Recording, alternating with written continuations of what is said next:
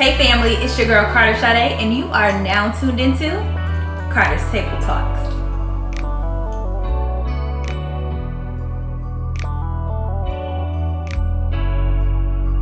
Welcome back! So, I'm super excited, guys. I'm super excited, as always, for our lovely guest today. Today we have the lovely Miss Tena Baker, aka my cousin, aka an author and a curator, in the building. And if you have been, thinking about writing a children's book, you might want to hop into this episode and get some tools and some resources that are definitely coming your way. So you know what? Let's just hop into this episode right now. Happy Tuesday. Well, welcome to Carter's Table Talks. How are you today? Doing well. How are you? I'm good. I'm just so excited to have you on the show because not only are you my big cousin, but I have been so inspired by your journey, and just to see your growth has been like absolutely amazing. I know when you left DC, you were just kind of like trying to figure out like what it is that you really wanted to do, but you've always been passionate about the youth. I remember the Boys and Girls Club stuff. I just remember when you were talking about it for a while, but you didn't know exactly what you wanted to do or where you wanted to start. So to see you here today, it just makes me so proud. Oh, thank you. And I just got to put it all back on you. I want to say I am so proud of you and everything that you are doing. You are just like making the world really your oyster and going out and doing everything that you set your mind to. And so just as you said, you're inspired by me, I am completely inspired by all the work that you're doing and all the networking and moves that you're making. No, you definitely are impacting everybody else as well. So I love you. Thank you for having me. I love you too. I'm about to say, this is not about me. This is about you. So let's just like hop into it. Let the people know who you are. So I've already said that you are an author, but you tell them exactly who you are. Sure. Long story short, my name is Tena Baker. I am originally from Warsaw, Virginia. Then I was in DC. I am now in Florida. Hopefully on my way back to DC. But I am honestly just somebody very passionate about social justice and youth self-efficacy and really just helping our people to understand the power that we have inside of us and to know how to do that and use that as a child and then to grow up with that and be able to translate it into how we do life, I think would make a big difference in how generationally, how African Americans operate. And so I feel like that is my purpose to do that. And so I was in school in a very rural area, Warsaw, Virginia. And the education that I received, well, it was a great education. We're like one of the top 30 schools in Virginia or something like that. That's the Raiders. I worked for 1 year. Right. Yes, you did. So we got a good amount of information and we learned how you're supposed to learn. And I went to Howard University. I got my degree in biology pre-med, which I'm doing nothing with. But it was there that I really learned the history of who I was and why certain things didn't always sit with me or didn't sit right with me when I was in grade school. But once I got to college, it was like, oh no, this makes a lot more sense. This is what happened to me. This is what happened to us. This is why we behave in this way or act like we do. Like it's a whole system behind how we operate as people. And to really understand that and then to look back and say, oh, how much further could we be if our kids had known that back then, if they were taught history correctly the first time. And that's really all that I want to do is just empower children to really know who they are and their potential and the power that they have inside of them. And so whichever way I can do that is, I'm still trying to figure it out. I know that's my purpose. I don't know, specifically what it looks like all the time, but I know what the goal is. So right now I'm actually before that, I did research at Georgetown University for like 3 years. And during that time, I really studied the achievement gap. And I was going to ask you, I'm going to say so did you do research? Like what made you like decide, okay, this is what So when I went to Howard, I went to be a pediatrician. Okay. I wanted to save all the little black babies. That's what I thought I was meant to do. Okay. And then 3 months before I graduated, I was like, yeah, med school is not the move for me. Mm-hmm. So while I was like, okay, I'm trying to figure out what I want to do, like biology and doctor was all like it had been tunnel vision for so long. I didn't know anything. Yeah, you were definitely going to be a doctor all of my That life. was it. Like that was it. And so once I was trying to figure out, well, all of these other people are here at this utopia of Blackness, and they're all doing these amazing things and have these amazing dreams. So what else is it that I'm supposed to be doing if that's not it? And so that's when, well, one, I became a flight attendant because I was like, oh, what do rich people do when they're trying to figure it out? They travel the world. I loved it. I lived for you being a flight attendant. So how do I do that for free? So I became a flight attendant. I was living in New York. So I was flying during the most weekdays, and then Fridays and Saturdays I would come down to DC, and I was doing research at Georgetown. And you know, flying was easy because right. 30 minutes you get to 3 different states, whatever, like you're doing it. So while I was at Georgetown, I was doing a lot of studying of the achievement gap, culture and emotions in the school to prison pipeline. And I was really disheartened by all the research that I was doing because it was showing that articles were written and research was being done in 1890 and 1920 and 1960 and 2001, and they all had the same information and the same results and the same methods of how we fix this thing, but it was like still nothing had been fixed. Right. So it seemed like the way it came across was that the problem was definitely not us. It was just all the resources that we didn't have access to. And the systems around us. Exactly. And so it just became the same cycle, and it just kept lasting and lasting. And so I'm, you know, halfway depressed about all of this because I'm like, okay, what do we do to break this cycle? Like I don't have about it. It does. It feels heavy. Like you feel charged with it. Like you're. Yes. It's so much. And so I'm really, I was really just trying to figure out, how do I break it? What do I do? I don't have a PhD in this. I haven't studied this for decades like these other people who have done an immense amount of research. But what is it that I can do to help this move further along and help our people move further along?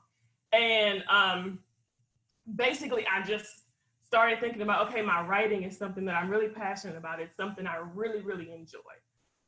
But it was kind of my personal thing. It was how I express myself, my triumphs and my trials, and whatever I was going through, I worked it out in my writing. Right. And so, honestly, when Black Lives Matter became really big, there were all of these mass shootings, or all of these shootings of Black people just in the streets, and you know, there was just no accountability for it. And then we got to the Tamir Rice shooting, and that one just took me out. Like I was just so done with it. And I thought to myself, okay, if I can't cope with this, how are his little cousins coping with this? Right. His classmates coping with this? And so that's really what inspired me to go on the route of writing the book. I know I'm probably ahead in all of your questions. I apologize. Yeah, I'm gonna say, because I'm passionate about it. I literally was gonna say, so what was the why behind creating your book? Is this the why? That was the why. Tamir Rice was definitely the why. And honestly, it's still me just being on the journey to figure out what it is that I need to do to help people. Where am I supposed to fill in the gap? And well, I think you're doing a very, very good job at it. And I do think that, like, you know, since I know you have different avenues in terms of how you're a curator, so I know that you're going to come out with other things other than being an author as well. But I think it's like a really, really good start, for you, because like, I think our little brown babies do need to know that they're important. And then the title of your book itself, Son, You Are a King, is absolutely amazing. So I was going to ask you how did you even decide the storyline? Like what type of story you wanted to tell in your book?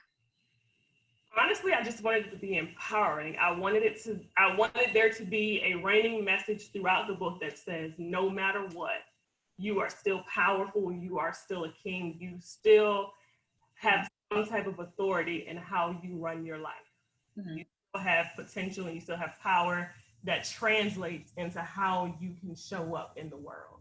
And so, I mean, that's really what it was, figuring out the way to do that. Okay, so a lot of people struggle and they want to get started with writing a book and they have no clue, like absolutely no clue, no clue where to start. So what was like your first step on your journey to figuring out that you wanted to write a book and how to go about it? So, okay, full transparency, I was extremely hesitant about, it's different to write a book and actually publishing a book. It's fun to say, oh, I wrote a book and it's my own personal thing and I did great. Right.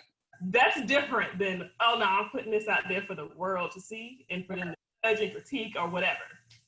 And I'm already very much a perfectionist in doing all of that. Mm-hmm. But wait, what was the question? How did you go? Like, what did you make your first step? Like, because you know people struggle with starting anything. Like, what did you sit down and say? Your first step. The first step was starting. The first step was writing one word, like figuring out what that one word. Like for me, it was a whole sentence. It was, you are a king. It was, and then it became, son, you are a king. And it was, pick your head up, son, you are a king. Like it kind of transformed, but it was all just had a starting point. Like just start. Don't limit yourself. And as much as I feel like in the book, I am trying to empower others, the whole process was really empowering me to keep going. And that's usually what writing does. So even what you're saying, like writing was therapeutic, like even with me when blogging and journaling, like people used to be like, oh, this is good stuff. And I used to be like, girl, I was preaching to myself. But thank you. Like, thank you. So that's true. Yeah, I think it's very empowering to do it for yourself, but see that transcend to other people. Like you're like, okay, God gave you this message because I needed it, but other people needed to like hear it as well. So where did you find like publishing for your book? So I self-published. What does that look like? Actually a lot easier than I thought. So what happened is I didn't plan on self-publishing. I planned on actually, like, I had no idea how the book industry worked at all. And so I thought, okay, I need to go out and find a publisher, whether it be some mainstream company or an indie publisher, like something. I don't know how to publish a book. I've never done any of this before. Mm-hmm. And so I started like using my network, and I just kind of reached out to people in my college network first and was like, has anyone ever published a book? Do you know of any publishers? That type of thing. And the feedback I got from people who had done it before, as well as people who were actually publishers, for me, I can't speak to how this works for anybody else, so don't use my opinion it's all about your experience. But for me, I was told that the way, basically just how much of an information and digital space that we are in now, even if you did have a publisher, you're going to be doing most of the work. And the way it works is that you give them your materials, they decide how it goes, what your illustrations look like, all of those things. They put it out where they want to put it out. They give you money that they want to give you. And they kind of take on the risk of it, but they also get a lot of the benefit, and they get a lot of just the authority in how your work is presented. Like it has your name on it, but it might not necessarily be all that you wanted it to be.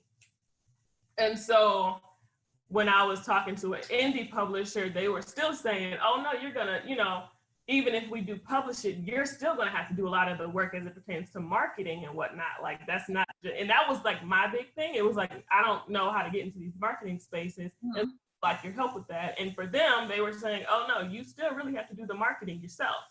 Was that the most frustrating part of the process? Like the marketing? Yeah, that's still the most frustrating part. Just understanding your target audience and where to find those, and knowing that I have a niche audience. It's not just, while the book is definitely, I think, a piece that everyone can gain something from, I know that the audience that is most likely to pick up the book is smaller than global. Okay. And so, yeah, just understanding like those targets and how to actually reach those people and turn a like on Instagram into a buy. Like all those type of things. Yeah, I'm still trying to figure that part out. And it seems like even if I had gone with the publisher, I would have still had to do that. So for me, it was like, okay, well, I'm just going to figure out how to publish it myself.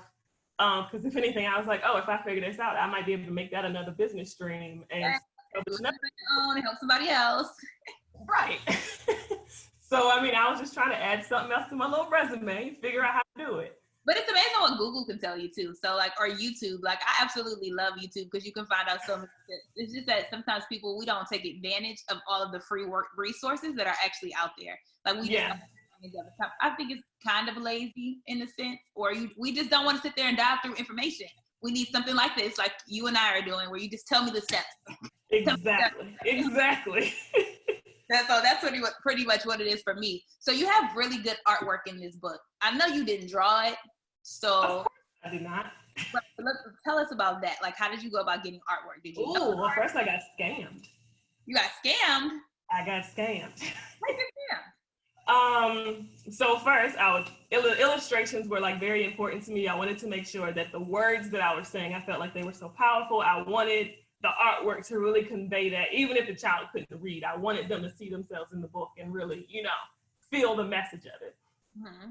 And so I was on like a lot of social media sites, Pinterest, Instagram, Facebook. I had joined. Who? Fiverr. No. Oh, okay. I hadn't used them actually. I actually probably should have used them. Yeah. It worked out though. So I got on Instagram and I had started following all of these people and going into these little groups and stuff and seeing people just kind of displaying their artwork. And I found this one and it was like so amazing. And I was like, oh, this is so good. This is so good. Like, no, I have to get this person. And so I like reached out to them, and long story short, it was all a scam. They would respond to me, but it would just be very weird. Like they'd be like, oh yes, I can get you dope artwork in such and such, ma'am. Or like just the vernacular of it was just very off. But it was money. What'd you say? You sent these people money. I didn't give them money. No, I didn't go there. Okay. But it was close. It was no, I did not. But it was close because those things started happening over time. Like I was communicating them with like DMing them for a while. And then it got, okay, this just is weird. Like they would so we were supposed to set up a call so I could like talk to them and really explain, see if we were on the same page, could make it work. I was supposed to call them. The number was a Florida number, but they wanted me to call them at what would have been 3 a.m. of Florida time. And so things like that. And so then I was like, okay, well, nah, this is just not gonna work. So I didn't give them any money, no, but it still like gave me a little bit of trauma. So as I'm still other illustrators, I'm like, I don't trust none of y'all now. Right. Thankfully, I was still searching through Instagram and Facebook, and I saw somebody's post on Facebook. And they had tagged the person that had drawn it on Instagram, went to their Instagram, found out it said in the little bio, it said they were an HU grad. Okay, so now I'm searching through, like, what are you talking about? So I get to, like, I'm going, just Instagram diving into their stuff. And I realized that it's somebody that went to Howard, they're a student at Howard. Mm-hmm. All right, so that makes me feel a lot better because I can go look you up, I can go ask questions. And that's really how I found her, Jasmine Hatcher. And she's amazing. She had done a lot of work on other children's books, so that's definitely something I would say. Mm-hmm. Sure that you have somebody who has done it before, has some type of portfolio, because book artwork is a bit different than just doing a whole canvas piece or something like that. And then developing your timeline of working and your contracts and whatnot of working that out is also something that you want them to have some type of experience in, just so that you can kind of stay on the same page as you're doing the work and make sure that your vision is actually coming through. That's how I found my illustrator. I think it's cool that you're actually using like your resources, like we were just saying, Instagram, Facebook, like Google if you have to find people, but just to be able to find someone that was actually in your HU network probably was like a really like, okay, this is it. The stars are aligning. Mm-hmm, mm-hmm. Oh, going back just a little bit. The scammer, actually, I did use Google, and once I kind of thought they were scamming, I did a reverse Google image search. Uh-huh. And found their piece of artwork, and it was actually done, the piece was done by somebody in like Chile. Oh wow. So there's a tip. There's a tip for the viewers. You can actually search the artwork and see where. Yes. It should be copyrighted. Mm-hmm. Right? Okay. Well, thank you for that. That's a good tip to know, because I do that now with certain things. Like I'll place the image and see how many people pop up, like things pop up, or any like link or anything. Like, okay, who else is using this? Right.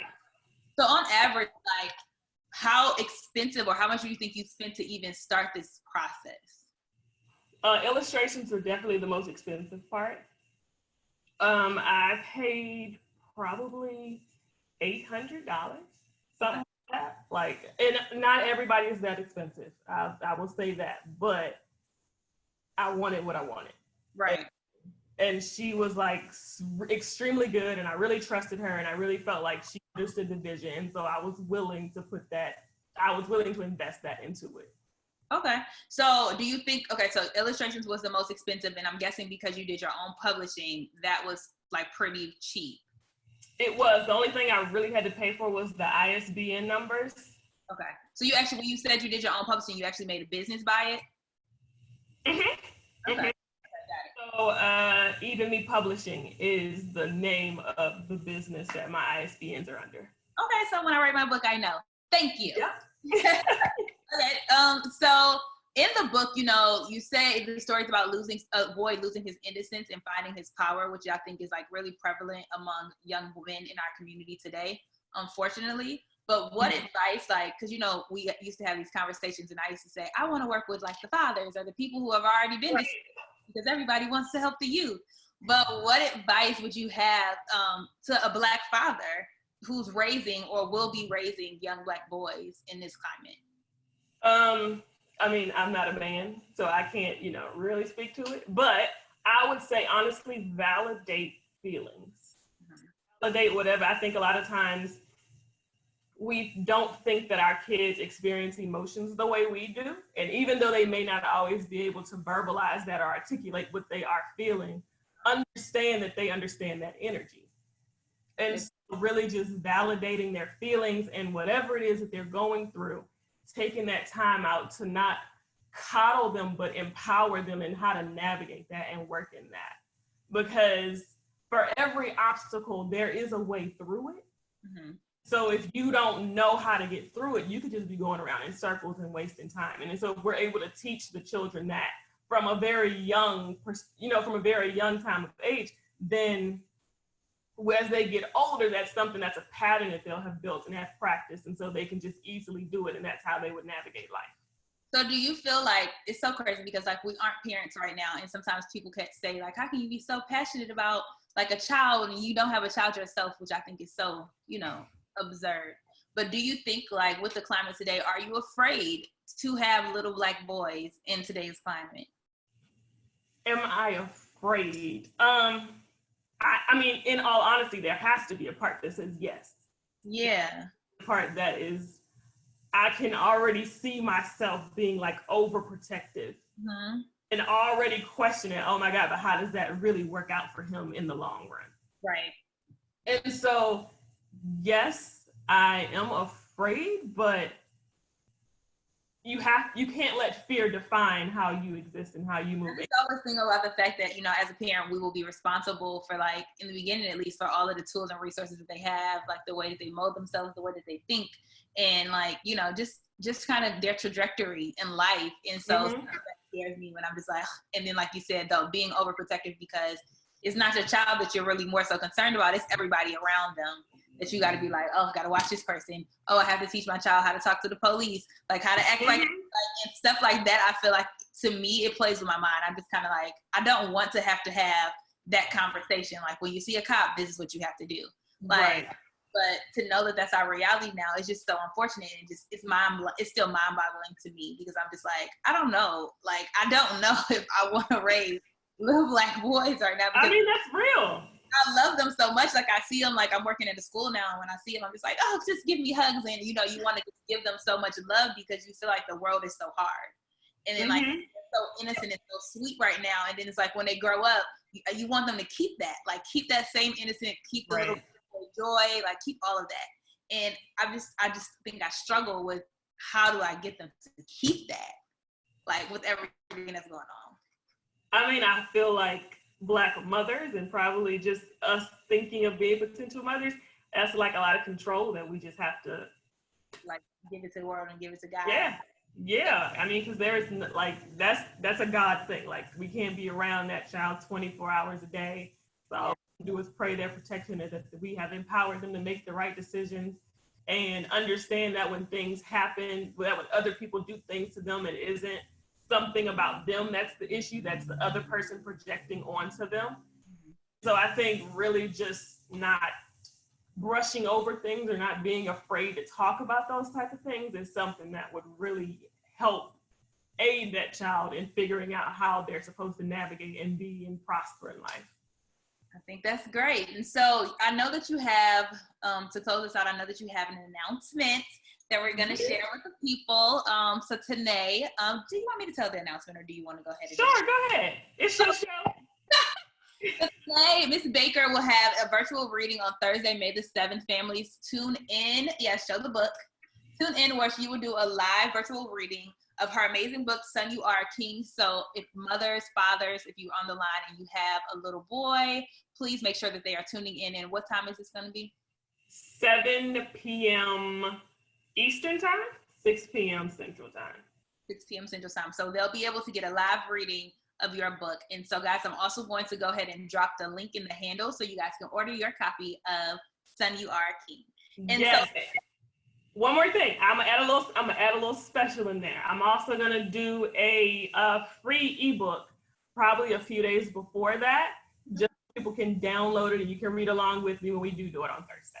Awesome. And then before we go, really the last question, what's the next book?